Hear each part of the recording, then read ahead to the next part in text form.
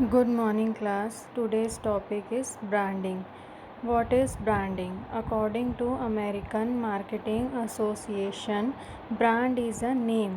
Name भी हो सकता है, टर्म हो सकता है, डिज़ाइन हो सकता है, सिंबल हो सकता है और एनी अदर फीचर हो सकता है जो पर्टिकुलर किसी ऑर्गेनाइजेशन की आइडेंटिफिकेशन होती है या एज अ उसको प्रेजेंट करती है। ठीक है, ये गुड्स भी हो सकती है और क्या हो सकती है, सर्विस भी होती है। ब्रांड का लीगल टर्म होता है ट्रेडमार्क। मींस जब ब्रांड फेमस हो जाता है तब आप इस ब्रांड का क्या कर देते हैं, रजिस्ट्रेशन करवाते हैं और जैसे ही ये आप अपने कंपनी के नाम से रजिस्ट्रेशन कराते हैं, यही जो ब्रांड है वो आपका क्या बन जाता है, ट्रेडमार्क बन जाता है। ठीक है, ट्रेडमार्क ब्रांड को ट्रेडमार्क में चेंज करना इसलिए ज़रूरी होता है जिससे कि जो आपकी आइडेंटिफाई है, मींस जो जिस नाम से आप फेमस हैं उसे कोई दूसरा यूज़ ना करे, वो आपके हाथ में हमेशा के लिए क्या रहे, सेफ़ रहे। ठीक है, तो मीन्स ब्रांड क्या है, नेम भी है, टर्म भी है, साइन भी है, सिंबल भी है, डिज़ाइन भी है और इन सब का कॉम्बिनेशन भी हो सकता है। ये गुड्स में भी अप्लाई होता है और सर्विसेज में भी अप्लाई होता है और एक वन सेलर के लिए भी अप्लाई होता है और ग्रुप ऑफ सेलर के लिए भी अप्लाई होता है। ठीक है, मीन्स ब्रांड के लिए ऐसा नहीं कि पर्टिकुलर सिर्फ एक ब्रांड से, एक प्रोडक्ट से रिलेटेड है, कई सारे प्रोडक्ट के लिए भी एक ही ब्रांड हम क्या कर सकते हैं, यूज़ कर सकते हैं। जैसे कि फॉर एग्ज़ाम्पल कोलगेट है, कोलगेट अपने उसमें बहुत सारी चीज़ें बेचता है, टाटा है और भी कई ऐसी कंपनीज़ हैं जो क्या करते हैं, अपने अंडर में कई तरह के प्रोडक्ट को सेम पहचान से या सेम आइडेंटिफिकेशन से बेचते हैं। तो ब्रांडिंग मीन्स एक यूनिक नेम होता है या इमेज होता है। यूनिक मीन्स दूसरे पर्टिकुलर ब्रांड से मिलता जुलता भी नहीं होना चाहिए, प्लस इस तरह से यूनिक होना चाहिए कि हर किसी को आपका ब्रांड नेम याद रहे और इवन उसका इमेज देखने से ही उनको समझ आ जाए कि ये पर्टिकुलर आपके ब्रांड से ही रिलेटेड है और किसी से रिलेटेड नहीं है। मीन्स थोड़ा भी किसी से मिलता जुलता हुआ नहीं होना चाहिए। टोटली जो भी ब्रांड आपने डिसाइड किया है वो कैसा होना चाहिए, यूनिक होना चाहिए। अब elements of branding, elements of branding में फर्स्ट आता है brand name. Brand name means particular word, group of word, letter और नंबर। ठीक है, इनमें से कोई भी एक चीज़ हम क्या करते हैं, रिप्रेजेंट करते हैं। इसका एग्जांपल है पेप्सी है, आईफोन है, 5 स्टार है, ये सब इसके क्या हैं, एग्जांपल है।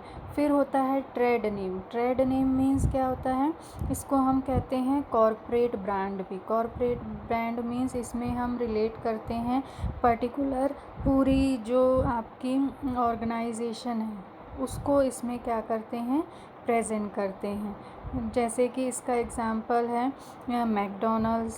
ठीक है, ट्रेडमार्क जो रहता है वो क्या करता है, आपके ऑर्गेनाइजेशन की पूरी जो भी चेन है या जहाँ भी है वो सेम नाम से चलता है, कहीं पे उसमें कोई भी चेंजेस नहीं होता है। थर्ड है trade character. Trade character means उसमें पर्टिकुलर जो भी आप एनिमेशन या एनिमल इस तरह का कुछ भी यूज़ करते हैं वो आपका क्या होता है, ट्रेड कैरेक्टर। इसका सिंपल सा एग्जांपल है, जैसे आप वोडाफोन का ऐड देखते हैं उसमें जो कैरेक्टर यूज़ होता है वो सिर्फ किससे रिलेटेड है, वोडाफोन से ही रिलेटेड है और किसी दूसरे ऑर्गेनाइजेशन के ब्रांड से रिलेटेड इसमें कुछ भी ऐसा नहीं होता। मीन्स वो कैसा है, यूनिक है।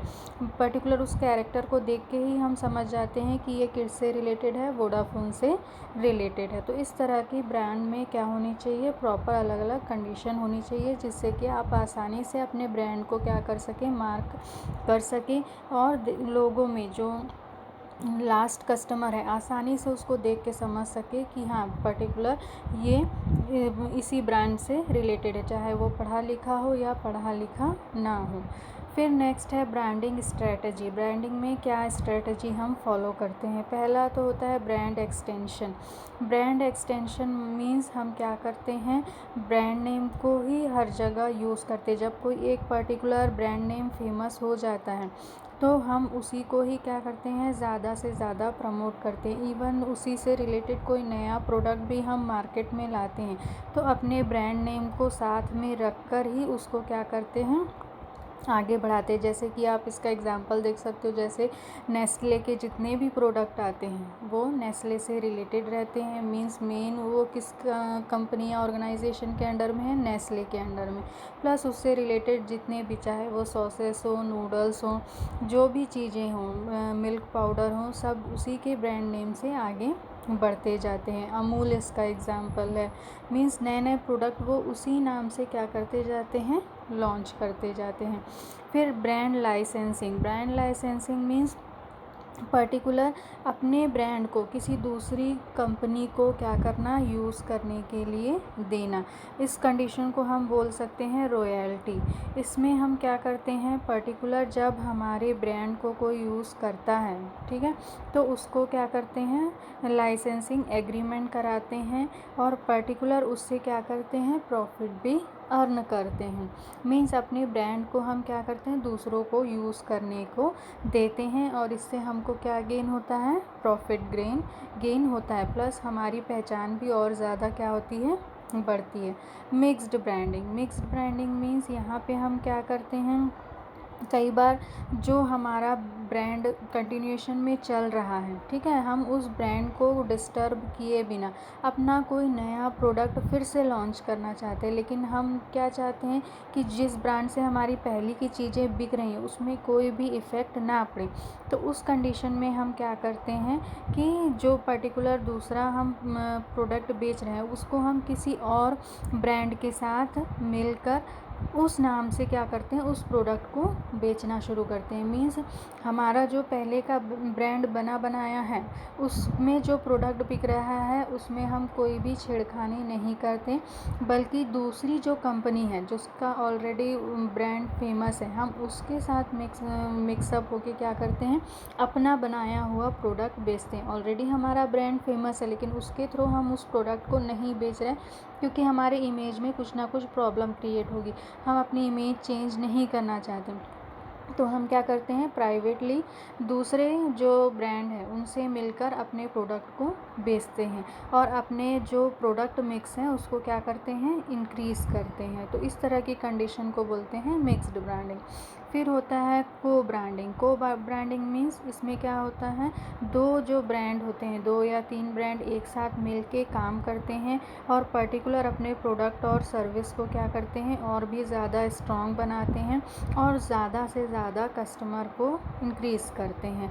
इसका लेटेस्ट एग्जांपल है अभी जैसे मर्ज हुआ है आइडिया और क्या, वोडाफोन, ठीक है। तो इस तरह जब दो कंपनियां एक साथ मिल जाती हैं तो उसको क्या बोलते हैं, को ब्रांडिंग। अब नेक्स्ट है रोल ऑफ ब्रांडिंग का क्या क्या रोल है। ब्रांडिंग का बहुत ही इम्पॉर्टेंट रोल होता है, ये आइडेंटिफिकेशन होता है किसी भी ऑर्गेनाइजेशन के प्रोडक्ट के लिए और ये जितना फेमस होता है उतना ही हमें क्या होता है, ब्रांड के लिए यानी मार्केट में हमें ज़्यादा से ज़्यादा सपोर्ट मिलता है।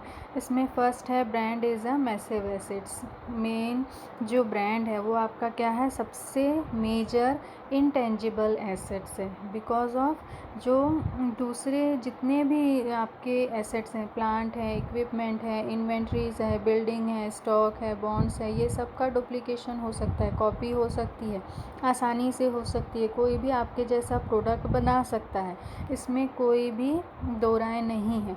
लेकिन जिस ब्रांड से आप फेमस हैं उसकी बराबरी करना दूसरों के लिए बहुत क्या होता है, मुश्किल होता है। मीन्स कॉम्पिटिटर फेस करता है आपकी ब्रांड इमेज से, बाकी सारी चीज़ें वो कॉपी कर सकता है लेकिन ब्रांड एक ऐसी चीज़ होती है जिसे हम आसानी से अर्न नहीं कर सकते। सेकंड है brand is a promotional tool होता है। मीन्स अगर आपका ब्रांड एक बार फेमस हो गया तो आपको बहुत ज़्यादा प्रमोशन की ज़रूरत नहीं पड़ती, आपको आसानी से जो है मार्केट मिलने लगता है। एडवर्टाइजिंग भी आपको फिर जब आपका ब्रांड फेमस हो जाता है तो आपको एडवर्टाइजमेंट की भी कम ज़रूरत पड़ती, मीन्स उससे रिलेटेड कॉस्ट भी आपका क्या हो जाता है, कम हो जाता है। सेल्समैन का जो काम होता है वो भी कम हो जाता है, क्योंकि आपका ब्रांड नेम ऑलरेडी फेमस है, लोग आपके प्रोडक्ट को ख़रीदते हैं, तो आपको उसको बेचने में बहुत ज़्यादा दिक्कत नहीं होती है। Weapon to protect market, brand क्या है, एज अ वेपन है, हथियार है जो प्रोटेक्ट करता है हमारे मार्केट को। अगर आपका ब्रांड नेम फेमस है तो आपको मार्केट में जो आपका कैप्चर बन चुका है उसको हटा पाना बहुत क्या होता है, मुश्किल होता है। जैसे फॉर एग्ज़ाम्पल हम विम यूज़ करते हैं, विम की जगह दूसरे प्रोडक्ट को लेना आसान है, लेकिन सेम एज अ विम की कंडीशन में आना हर किसी के लिए क्या होगा, मुश्किल होगा। ऐसे ही और भी बहुत सारे प्रोडक्ट हैं जो क्या होते हैं, लगते तो हैं कि आसानी से हम मार्केट कैप्चर कर लेंगे, कर भी लेते हैं, लेकिन पर्टिकुलर जो पुराना से ब्रांड फेमस है उसकी बराबरी कर पाना थोड़ा मुश्किल होता है। फिर नेक्स्ट है, ये क्या करता है, मिडिल मैन के लिए एज अ क्या करता है, हमको मार्केट कैप्चर में सपोर्ट करता है, क्योंकि मिडिल मैन क्या होते हैं, ज़्यादातर वही ब्रांड पे फोकस करते हैं जो सक्सेसफुल होते हैं, जो ब्रांड को लोग नहीं जानते और जिनको मार्केट में बेचने के लिए उन्हें सोचना पड़ता है, ऐसे में मिडिल मैन ज़्यादा उसमें हाथ नहीं डालते। लेकिन एक बार अगर आपका ब्रांड फेमस हो गया तो मिडिल मैन उसमें ज़्यादा सोचते नहीं, क्योंकि उनको पता है कि लोगों को इसका नॉलेज है और जैसे ही आप इसको मार्केट में लाएंगे ये आसानी से बिक जाएगा। तो मिडिल मैन क्या करते हैं, अगर ब्रांड फेमस है तो वो उनके लिए ज़्यादा से ज़्यादा सपोर्टिव होता है। फिर उसके बाद आइडेंटिफिकेशन फॉर कस्टमर के लिए मेन आइडेंटिफिकेशन होता है ब्रांड मीन्स वो लोगो या वो साइन या वो जो लिखा हुआ है जिसको देख के ही या पैकिंग को देख के ही समझ जाते हैं कि पर्टिकुलर ये हमारा प्रोडक्ट है, हमको इसे ही ख़रीदना है। फॉर एग्ज़ाम्पल टूथपेस्ट, हम जब किसी भी शॉप में जाते हैं तो हम ये नहीं कहते कि हमें टूथपेस्ट चाहिए, हम डायरेक्टली क्या कहते हैं, कोलगेट कहते हैं। क्यों? क्योंकि हमको कोलगेट कहने की इतनी आदत हो चुकी है कि हम कोलगेट और टूथपेस्ट में डिफरेंस नहीं करते हैं, दोनों को एक ही मान के चलते हैं। इसका एक और एग्जांपल है मैगी नूडल्स हमको कहने की ज़रूरत नहीं पड़ती। एक्चुअल में मैगी क्या है, मैगी के सॉसेस भी हैं, मैगी के और भी बहुत सारी चीज़ें, लेकिन हम मैगी बोलते हैं तो उसका मतलब क्या है, नूडल्स से होता है। हम नूडल्स वर्ड यूज़ नहीं करते, सिर्फ उसके लिए क्या वर्ड यूज़ करते हैं, मैगी वर्ड यूज़ करते हैं। तो ये क्या है, ब्रांड के फेमस होने की कंडीशन है जो कस्टमर के लिए एज अ आइडेंटिफिकेशन काम करती है। अब नेक्स्ट है गुड ब्रांड नेम, कौन सा ऐसा नेम हो आपके ब्रांड का होता है जो क्या हो, अच्छा हो। अब इसके लिए कौन कौन सी कंडीशन अप्लाई होती है। सबसे पहले होता है कि must be easy to pronounce और रिमेंबर, मीन्स प्रोनाउंस जिसे हम आसानी से कर सकें और जिसे आसानी से हम क्या कर सकें, याद कर सकें। जैसे कि पेप्सी है, कोका कोला है, मैगी है, यिप्पी है, इस तरह के नाम जो हर कोई आसानी से बोल सके, बोलने में किसी तरह की डिफ़िकल्टी ना हो।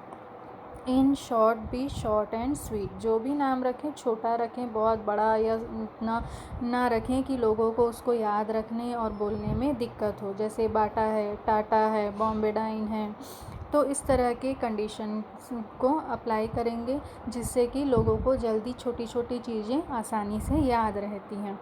It should point out product, ये प्रोडक्ट को प्रेजेंट करते हैं, मीन्स जैसे कि अमूल है, ठीक है, अमूल का नाम ही हम सुनते साथ समझ जाते हैं कि ये किससे रिलेटेड है, जो प्रोडक्ट है वो किससे रिलेटेड है, मिल्क प्रोडक्ट से रिलेटेड है। मीन्स जो भी प्रोड्यूसर है उसको ये क्या करते हैं, रिप्रेजेंट करते हैं। फॉर एग्ज़ाम्पल टाटा है तो वो टाटा के जितने भी आपके प्रोड्यूसर से रिलेटेड जो भी कंडीशन है उससे रिलेटेड हमको सारी इन्फॉर्मेशन उसके अकॉर्डिंग पता रहती है। तो इस तरह से जो भी प्रोड्यूसर हैं उनको वो पॉइंट आउट करना चाहिए और पर्टिकुलर उस ग्रुप का आइडेंटिफिकेशन होना चाहिए। फिर इट शुड बी लीगली प्रोटेक्टेबल, जो भी ब्रांड आप करते हो वो प्रोटेक्टेबल होना चाहिए, मीन्स आसानी से उसकी कोई भी कॉपी नहीं करना चाहिए और कोई भी उसका मिसयूज़ ना करे। इसलिए आप अपने ब्रांड नेम को किस में चेंज कर दें, ट्रेडमार्क में चेंज कर दें।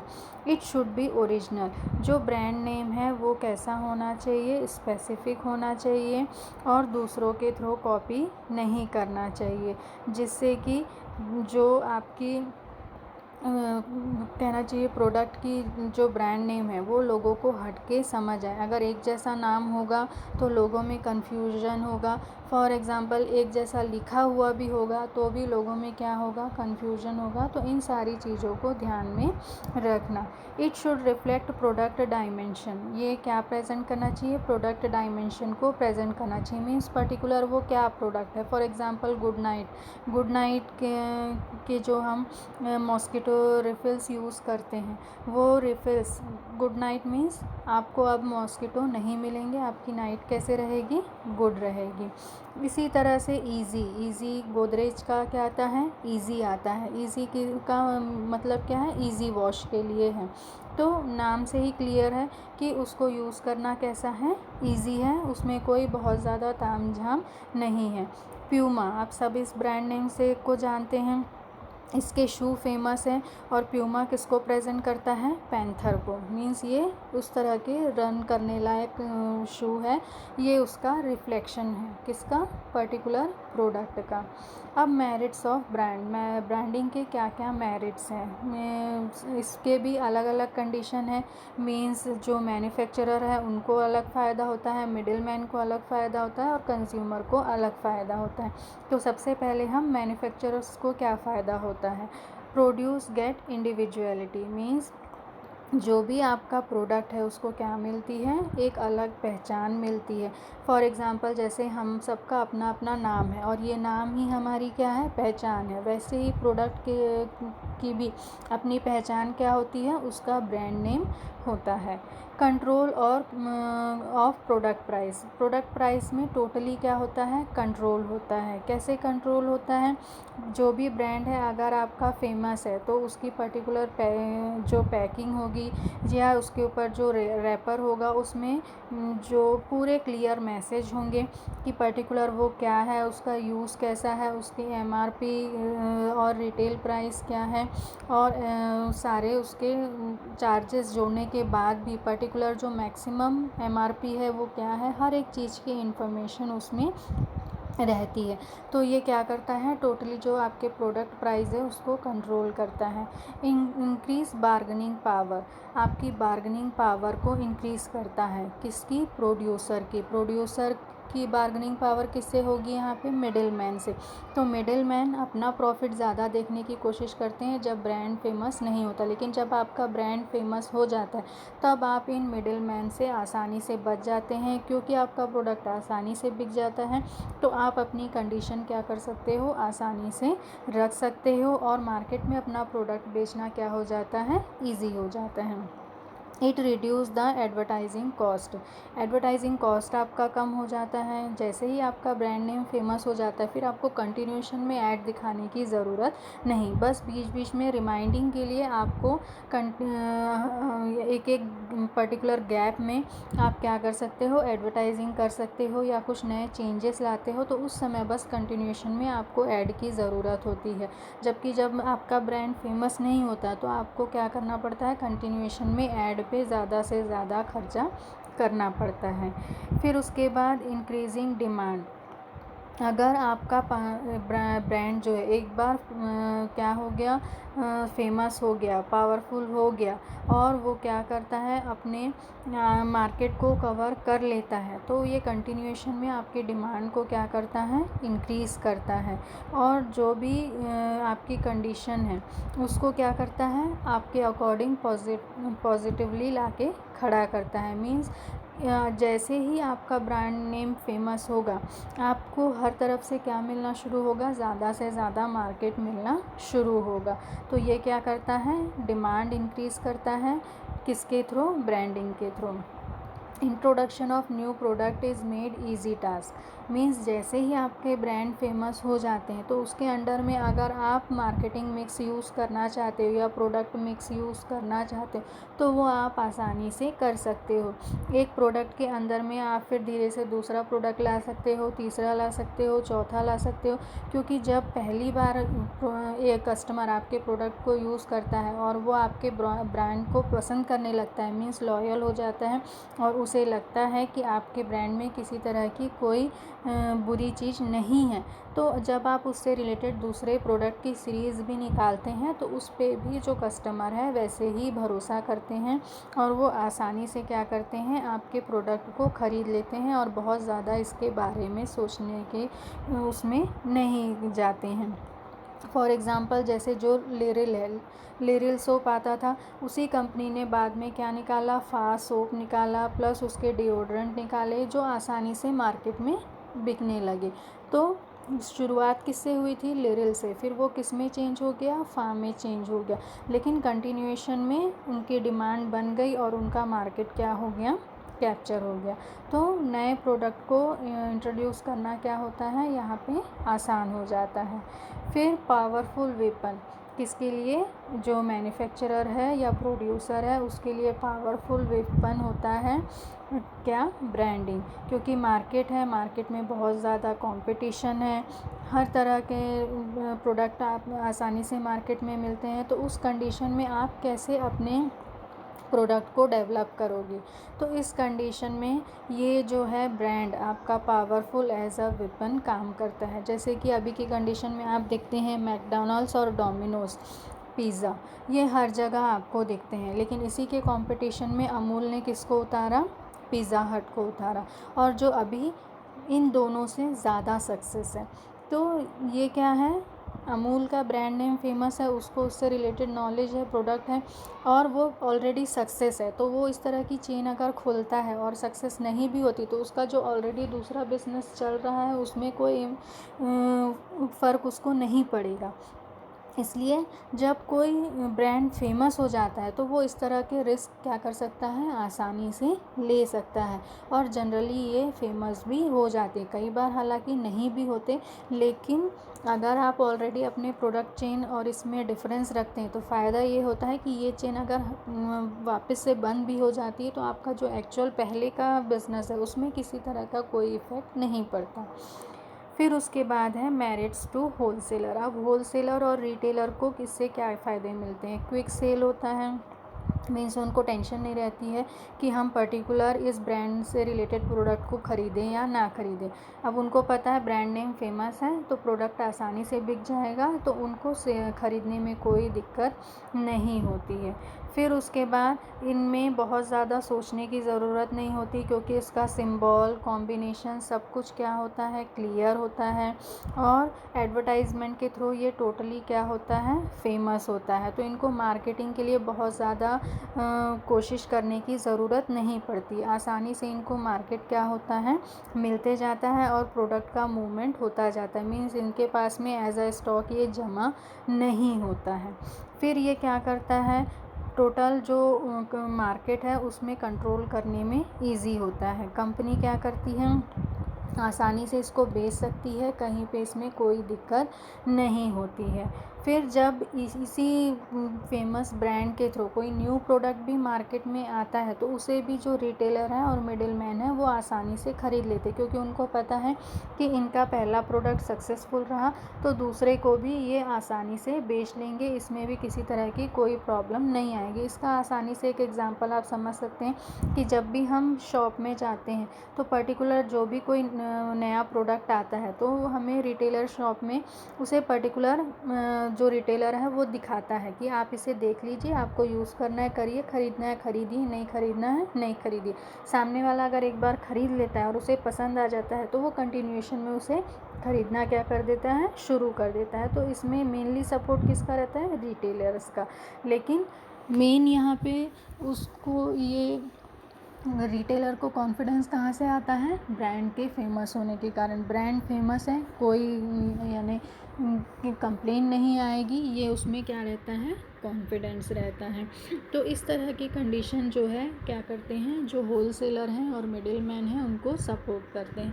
मेरिट टू कस्टमर, अब कस्टमर को क्या फ़ायदा होता है, पहला तो क्वालिटी, मीन्स अगर ब्रांडेड है तो मीन्स अच्छी पैकिंग होगी, सारी चीज़ें सही होंगी, प्रोडक्ट ख़राब होने के चांसेस बहुत कम रहेंगे, उसमें एक्सपायरी डेट रहेगी, सारी चीज़ें रहेंगी, और डुप्लीकेशन की कंडीशन भी क्या रहेगी, कम रहेगी। फिर उसके बाद चीटिंग नहीं होगी, मीन्स पर्टिकुलर उसमें एक्सपायरी डेट होगा, डेट ऑफ मैन्युफैक्चरिंग होगा, बैच नंबर होगा, हर एक चीज़ होगी जिससे आसानी से हम पता कर सकते हैं कि प्रोडक्ट जो है वो हमारे लिए सेफ़ है या नहीं है। फिर उसके बाद लाइफ स्टाइल, जो ब्रांड है वो क्या करता है, पर्टिकुलर जो कस्टमर हैं उनके लाइफ स्टाइल को प्रेजेंट करता है, जैसे कि जो शूज़, वॉचेस या क्लॉथेस या दूसरे जितने भी डेली यूज़ के प्रोडक्ट हम ख़रीदते हैं वो टोटली डिपेंड करता है कि हमारी लाइफ स्टाइल कैसी है, और उसके अकॉर्डिंग ही हम क्या करते हैं, ब्रांडेड प्रोडक्ट को यूज़ करना पसंद करते हैं। तो ये कस्टमर के क्या करते हैं, लाइफ स्टाइल को शो करते हैं। फिर उसके बाद इसमें एक फ़ायदा कस्टमर को ये रहता है कि जो ब्रांडेड चीज़ें रहती हैं उसकी जो सप्लाई है वो कैसी रहती है, रेगुलर रहती है, मीन्स हमको आसानी से मिल जाती है, उसके लिए इधर उधर बहुत भटकने की ज़रूरत नहीं पड़ती है।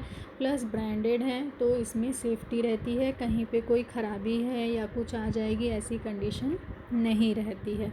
और मेन इसमें प्राइस की स्टेबिलिटी रहती है, मीन्स जो प्राइस है